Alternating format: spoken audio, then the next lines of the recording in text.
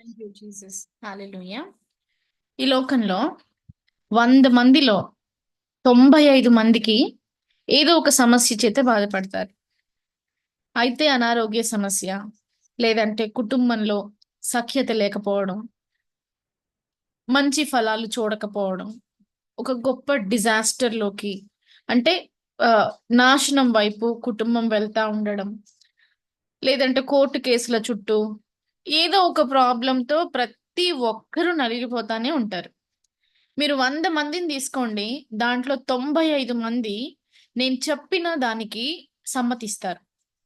ఈరోజు వాక్యం వింటున్న మీరు కూడా దీనికి ఖచ్చితంగా సమ్మతిస్తారు.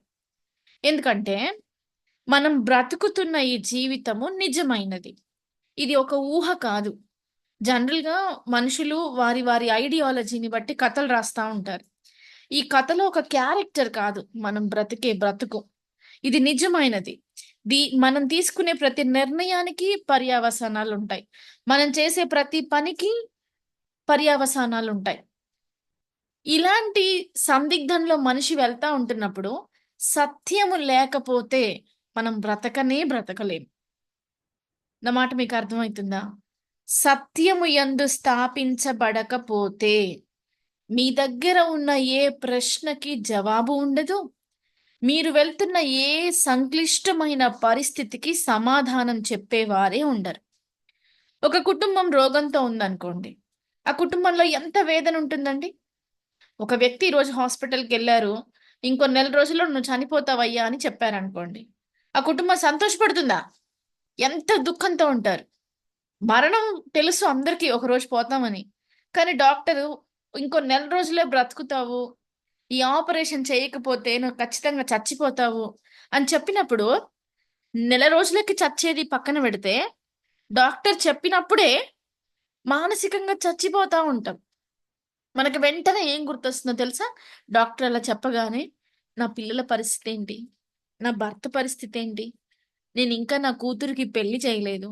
ఇప్పుడు ఇలా చనిపోతే ఆమె రుణంలో పడిపోతానేమో! అసలు నేనెటెళ్ళాలి? నేనిన్ని అప్పులు జేసి కూర్చున్నాను. ఇవన్నీ ఎలా తీర్పాలి? నా పిల్లల మీద భారం పడిపోతుందేమో! అంటే మన మైండ్‌లోకి డాక్టర్ ఏదైతే చెప్తాడో అది వచ్చి సెటిల్ అయిపోతుంది. ఈ సెటిల్ అయిపోయిన తర్వాత మనం మన మరణాన్ని మనమే ఊహించుకుంటాం. మనం మరణిస్తే పరిస్థితి ఏంటో ఆలోచిస్తాం. దీన్ని మనం అనుకుంటాము ముందు చూపు అని. బైబిల్ దీన్ని వ్యతిరేకిస్తుంది. యెస్. బైబిల్ దీన్ని వ్యతిరేకిస్తుంది. ఎందుకు వ్యతిరేకిస్తుంది అంటే, జీవము, మరణము ఎవరి దగ్గరుందండి? తీయండి ఒకసారి. సామెతలు 18:21.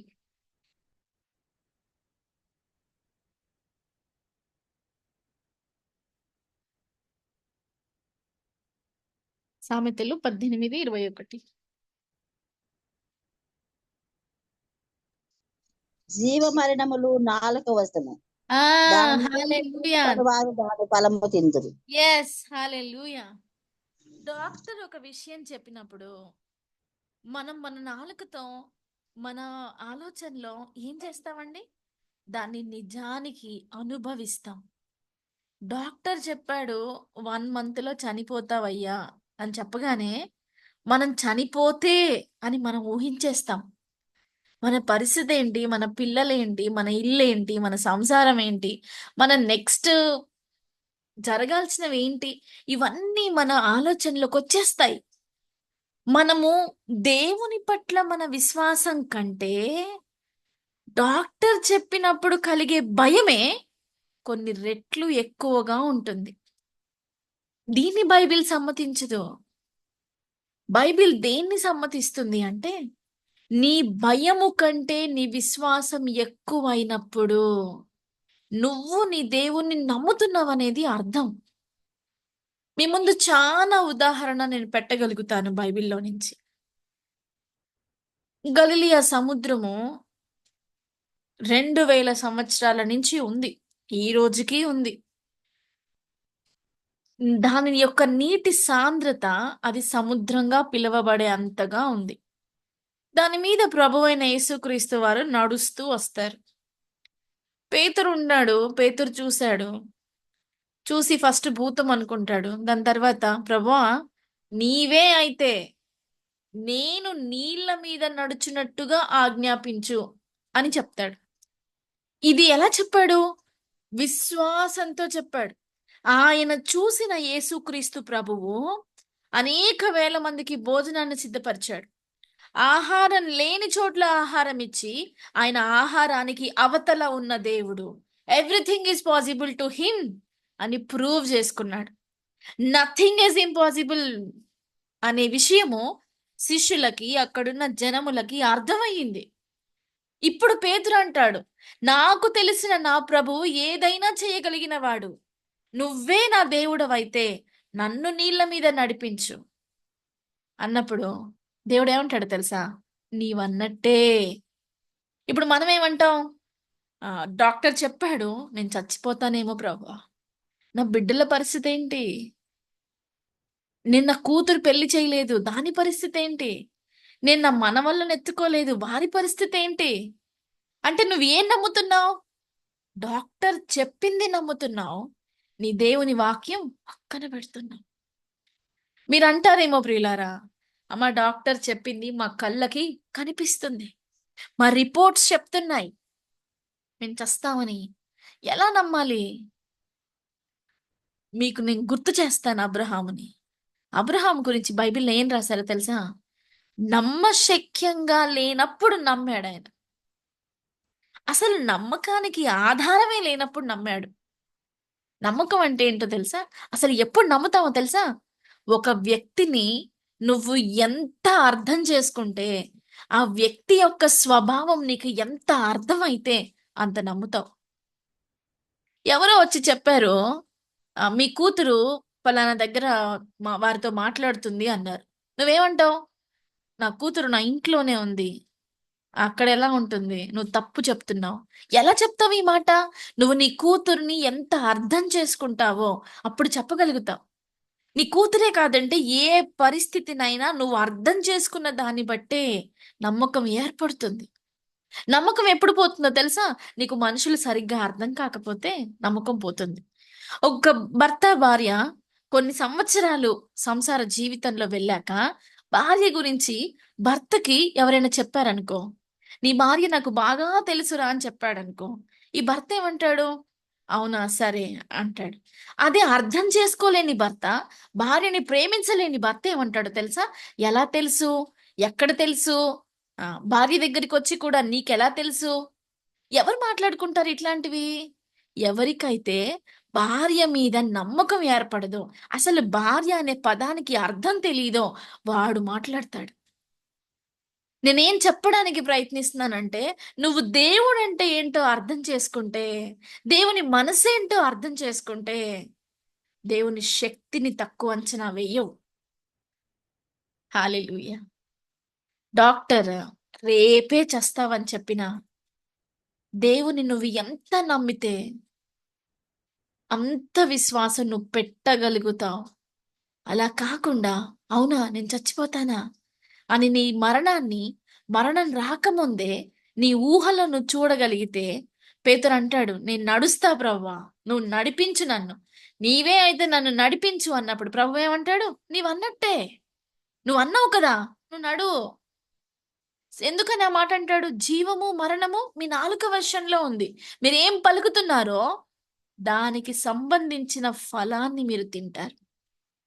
ఇప్పుడు మనం కూడా అంటున్నాం, ఆ ఈ డిజాస్టర్ లోకి వెళ్ళిపోయి డాక్టర్ ఇలా చెప్పాడు, అలా చెప్పాడు, ఇలా అయిపోతుంది, అలా అయిపోతుంది అని మనం అనుకుంటే ప్రభు ఏమంటాడు తెలుసా? నీవన్నట్టే, నీవన్నట్టే. ఏం చెప్తావు? మనం నోటితో ఇలా మాట్లాడతాం, మళ్ళీ ప్రార్థన చేస్తాం. నీకెవరో చెప్పారు నీ కూతురికి జన్మల వివాహమే కాదు అని చెప్పారు. నువ్వేం చేస్తావు? వెంటనే అయ్యో నా కూతురికి వివాహం జరగకపోతే ఎట్లా? లేదు లేదు అంటే వి బిలీవ్ ఇన్స్టెంట్లీ, మనం వెంటనే నమ్మేస్తాం. అక్కడ ఏమైపోతుంది అంటే మనుషుల మీద నమ్మకము త్వరగా కలుగుతుంది, దేవాతి దేవుడి మీద విశ్వాసం పక్కన పడిపోతుంది. C everything is what you believe. Bible చెప్తుంది, నమ్ముట నీ వలనైతేనే నమ్మువానికి సమస్తము సాధ్యం. ఫస్ట్ నమ్మువాడికి సాధ్యం ఎలా అవుతుంది? నేను నమ్మితే అవుతుంది. నువ్వు నమ్మితే కదా. మళ్ళీ చెప్పకండి మేము నమ్ముతున్నామని. నమ్మకము యాక్షన్‌లో కనపడాల. మీకో చిన్న ఎగ్జాంపుల్ చెప్తా నేను. ఇప్పుడు మనం చదివిన వాక్య భాగం నుంచి మాట్లాడుతున్నాను. దావీదుకి చాలా పెద్ద కష్టం వచ్చింది. ఎంత పెద్ద కష్టం వచ్చిందంటే, దావీదు ఉన్న పట్టణం మీదికి, దావీదు అతని జనులు 3వ రోజు సిక్లగు అనే ఒక ఊరికెళ్తారు. వీళ్ళటు వెళ్ళగానే అమాలేకీయులు దావీదు ఉన్న ప్లేస్‌కి, అంటే దావీదు ఉన్న దేశం ఇజ్రాయెల్ మీదికి దండెత్తుతారు. ఏం చేస్తారొచ్చి అంటే, ఆ పట్టణంలో ఉన్న వారిని కొట్టి, దాన్ని తగలబెట్టి, అక్కడున్న ఆడవాళ్ళని, వాళ్ళ భార్యల్ని, తల్లిని, చెల్లిని, కుటుంబంలో ఉన్న పిల్లలని అందరిని కూడా పట్టుకొని వెళ్ళిపోతారు. ఇప్పుడు దావీదు వాళ్ళు పట్టణానికొచ్చారు. మీరిదంతా ఒకసారి ఆలోచన చెయ్యండి. దావీదు అతనితో ఉన్న వాళ్ళు పురుషులు, ఆ సైన్యము ఇంటికొచ్చేస్తారు. ఆ ప్రాంతానికొస్తారు. వచ్చేసరికి వాళ్ళు రాగానే ఆ ఊరు ఎలా కనిపించింది అంటే తగలబడిపోతా ఉంది. ఈ మాట నిజంగా నా చెవికి వచ్చినప్పుడు, నేను వాక్యం నా కంటితో చదువుతున్నప్పుడు లిటరల్లీ నాకు నిజంగా భయమేసింది. అంటే ఒక మనిషి బయట నుంచి ఇంటికి రాగానే ఇల్లంతా తగలబడిపోతూ, ఆయన సొంత భార్యలు, పిల్లలు అక్కడి నుంచి బానిసల్లాగా తీసుకొని వెళ్ళిపోయారు. వేరే రాజు వచ్చి. వీళ్ళ పరిస్థితి ఏంటండి? ఎంత ఏడుస్తారు? ఎంత దుఃఖం ఉంటుంది లోపల? ఊరంతా తగలబడిపోయింది. దాన్ని మళ్ళీ కట్టుకోవడానికి ఎంత కష్టపడాలి? ఆయన భార్య, బిడ్డలు లేరు ఆయన కళ్ళ ముందు. వాళ్ళని గూడా తీసుకెళ్ళిపోయారు. ఇప్పుడు దావీదు యొక్క పరిస్థితి ఏంటండి? మనం ఎప్పుడైతే డాక్టర్ నోట్లో నుంచి వింటామో, లేకపోతే మీ భర్త మిమ్మల్ని తిట్టినప్పుడు ఆ శాపనార్థాలు వింటారో, లేకపోతే ఏదో ఒక వినాశనకరమైన సంఘటన మీ జీవితంలో జరుగుతుందో, అప్పుడేం చేస్తాం? దుఃఖపడిపోతాం. ఎంత దుఃఖపడతామంటే, ఇక్కడ చూడండి 4వ వచనం.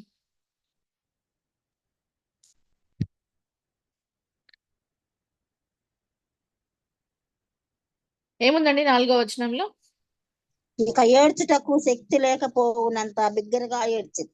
హల్లెలూయా! ఎంత ఏడ్చారంట? ఎవరు ఏడ్చారు? పురుషులు. అక్కడున్న మీరు మొదటి వచనం చదివితే మీకు అర్థమవుతుంది. ఊరంతా వెళ్ళిపోయినారు. సగం మందిని కాల్చేశారు. కొంతమందిని తీసుకెళ్ళిపోయారు. ఎవరు బ్రతికున్నారో, ఎవరు బానిసలుగా వెళ్ళిపోయారో ఏమీ తెలీదు. అలాంటి ఒక సిట్యుయేషన్‌లో ఉన్నప్పుడు రాజైన దావీదు, అతనితో పాటున్న సైన్యము ఎంత ఏడ్చారంటే ఇంక ఏడవడానికి శక్తే లేదు. ఒక ఊర్లో ఉన్న మగవాళ్ళంతా ఏడిస్తే ఆ వేదన ఎంత భయంకరమండి. ఎంత శోకం ఉంటుంది. అంతగా ఏడ్చారు. ఏడ్చిన తర్వాత మీరు చూస్తే 6వ వచనంలో దావీదు మిక్కిలి దుఃఖపడెను. మీకు ఇంగ్లీష్‌లో చూస్తే and David was greatly distressed. ఇక్కడ ఆల్రెడీ దావీదుకి ఆయన భార్య, పిల్లలు లేరు. ఊరంతా తగలబడిపోతుంది. ఈ పరిస్థితుల్లో 6వ వచనంలో మీరు చూస్తే దావీదు మీదికి అక్కడున్న జనాలంతా కూడా రాళ్ళు రువ్వి చంపుదాం అనుకుంటారు. చూడండి ఇంక పరిస్థితి ఎలాంటిదో. దావీదు ఆల్రెడీ వేదనలో ఉన్నాడు. ఇది ఎలా ఉంటుందంటే మన జీవితాల్లో మనం అప్లై చేసుకుంటే ఆల్రెడీ శ్రమల గుండా పోతున్నాం. ఆల్రెడీ రోగాల గుండా పోతున్నాం. అయినా ఇంట్లో నెమ్మది లేకపోవడం. ఏం చేస్తాం అప్పుడు? కృంగిపోతాం. ఎంత కృంగిపోతామంటే అసలు లోకంలో ఉన్న శ్రమంతా మన కుటుంబం మీదే, మన తలకాయ మీదే ఉన్నట్టు ఏడ్చేస్తా ఉంటాం. ఇలా ఏడిస్తే ఏమైపోద్దో కూడా బైబిల్ చెప్పింది. శ్రమ దినమున నీవు కృంగిన ఎడల బలపరచబడతావు. ఏముందండి బైబిల్‌లో? శ్రమ దినమున నీవు కృంగిన ఎడల చేతకాని వాడవవుతావు. ఏంటంట? ఈ కష్టం వచ్చినప్పుడు, నీ చెవికి ఏదైనా ఒక వార్త తెలిసినప్పుడు నువ్వేం చెయ్యాలి? కృంగిపోవద్దు. దాంట్లోకి ఇంక దిగజారిపోవద్దు. నిజమే డాక్టర్ చెప్పాడు. మీ రిపోర్ట్ కనిపిస్తుందేమో. ఇప్పుడు నువ్వేం చేయాలి? ఆ రిపోర్ట్ ని నువ్వు వర్చువల్ గా చూడకూడదు. యేసుక్రీస్తు వారి శిలువ శ్రమల ద్వారా నువ్వు ఆల్రెడీ బాగుపరచబడ్డావు అనేది చూడాలి. ఇది కూడా మనకి బైబిల్ నేర్పించింది. మనము కంటితో చూస్తే అది విశ్వాసం కాదు. నీకేం కావాలో నువ్వు దాన్ని చూడాలి. ఇప్పుడు నీకేం కావాలి? నువ్వు బ్రతికుండడం కావాలి, నువ్వు మంచిగా ఉండడం కావాలి, నీ పిల్లల ఆరోగ్యం చూసుకోవాలి, నీ పిల్లల పిల్లల్ని నువ్వు చూడాలని ఆశపడ్డావు అనుకో, నువ్వేం చేయాలి? డాక్టర్ చెప్పాడా? ఆ, ఇప్పుడు మనం ఏం చేయాలి? విశ్వాసములో నీ పిల్లల పిల్లల్ని చూడు. విశ్వాసములో క్రీస్తులో నీ భవిష్యత్తుని చూడు. అది నీకు బైబిల్ నేర్పించింది. హల్లెలూయా. ఇక్కడ దావీదు దగ్గరికి అక్కడున్న వాళ్ళంతా రాళ్ళు రువ్వి చంపుదాం అనుకుంటారు. 6వ వచనం ఒకసారి చదవండి.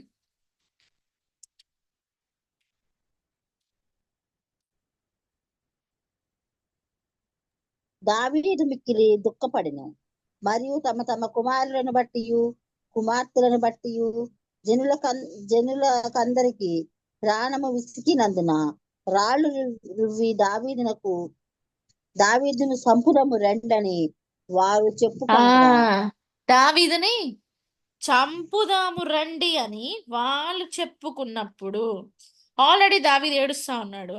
ఆల్రెడీ ఆయన దుఃఖపడతా ఉన్నాడు.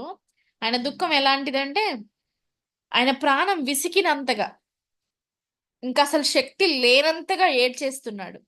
అలాంటి పరిస్థితుల్లో ఆయన చుట్టూ ఉన్న వాళ్ళు రాళ్ళు వేయడానికి చూస్తున్నారు, చంపడానికే చూస్తున్నారు. అప్పుడు దావీదు ఏం చేశాడు? నీకులాగా నాకులాగా మూలకు కూర్చొని ఏడుస్తున్నాడా? ఏముందండి అక్కడ? చదవండి 6వ వచనం ఆఖరి లైన్.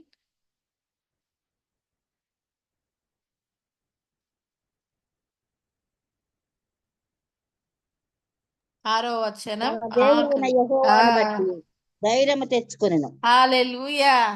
ఏం చేశాడండి దావీదు? ధైర్యం తెచ్చుకున్నాడు. ఇంగ్లీష్ లో చూడండి, చాలా బాగుంటుంది.